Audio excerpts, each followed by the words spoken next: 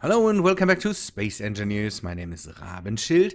I came back home very late, and so I only have a few minutes to record something for you. Just a bit of a short update to keep you updated of what I'm doing here. I'm working on the station. It really got me, and I'm building a nice little station here. You can see that I already started to build the multiple decks and some more. Now I forgot I wanted to do that already. One of my viewers had the idea to basically split up the sides of the station for the axes basically of the station. And dedicate them to different things like tanks and cargo storage, and I liked the idea, and so I did that, and now we have some tanks here, some cargo storage here. I dedicated the top ones to ores. These ones are dedicated to components. I think I can turn this off again. I don't know why this is on. Show on HUD. I think I can turn this off now. Yes. Good. I built a bit more, some more struts down here, but the main thing is the top stuff here. At the moment it's night again. You can see I have built a long time on this all, and I started to build basically a dock here, a structure that indicates that this is basically a space dock or a shipyard or something like this. I want to have on this side, I want to have basically one of these structures. Maybe we can put some lights up there or something like that to simulate, don't know, tractor beams or something like that. To have a rigid structure that we can build the ship in. This side will be open so that we can fit ships of multiple sizes. I want to have a dedicated nanite factory here for construction and deconstruction. And so I have this thing down here. I'm thinking about building something, some sensors or so, to maybe deactivate this nanite factory basically when there's nothing in the shipyards, so that I definitely have so I don't use up energy. This thing doesn't use up a lot of energy when it's not running, but maybe it's nicer to turn this thing off when it's not in use. I'm trying to do some build work with some, don't know, I'm trying to give the station a bit more of a form than have basically bleak straight walls. And so I'm trying to, I read a lot on Reddit. Some people on Reddit, there was some posts about how you can color things and how you can structure things, and I really like the ideas, and so I'm trying to break up the straight walls and have some, maybe try to again to have some color for this thing, and then go and color this stuff here. So you can see I have basically a production deck, a deck with all the refineries, assemblers, some oxygen generators. that's what I'm searching for, and the gravity, and some nanites here. You can see that at the moment I'm very good on materials, so I have a lot of ice, I have a lot of ores. I'm still processing here. I upgraded the assemblers here, for the moment just one side. I will also do the other side, but I didn't decide what I want to do there, if I want to speed them up or don't know if effectiveness. I don't even know if effectiveness is a thing that you can use for assemblers. I know that effectiveness is good for refineries because then you get more ingots from the ores you put in. I still have this thing connected up because I went on a dedicated mining run for uranium. And now I have a lot of uranium in the system. That's a good thing. We will see when everything is processed. We can take a look. Let me see if we can see how much uranium we have in the system right now.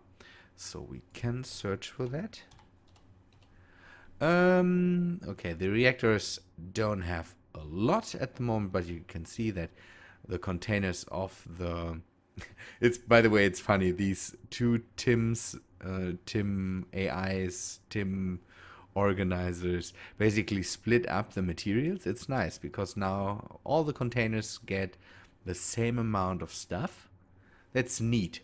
So the digester never runs out of stuff, and yeah, it's also storing here. You can see we have 164k you're just raw uranium ore in here, and then a lot of uranium, more uranium. I think I had, this is 1.9 million kilograms of uranium. That's also very, very good. So I hope that in the end we will have a lot of uranium we can use for to power the bases and all that stuff. Here we have 1.1k, and it should basically split up. And here's 1.1k. That's a good thing. So we have a lot of material in here that we can use for power, for production, and. That's a good thing. Maybe we can also bring some uranium down to the planet. We could use the cannon for that. At the moment I like it up here. I also want to add another transporter pad.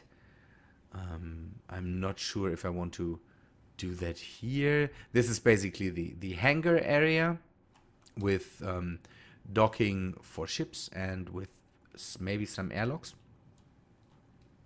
And yeah, and the basically I attached the shipyard on the outside of it with a bit of a window, and up here I will have crew quarters or something like that. Quarters.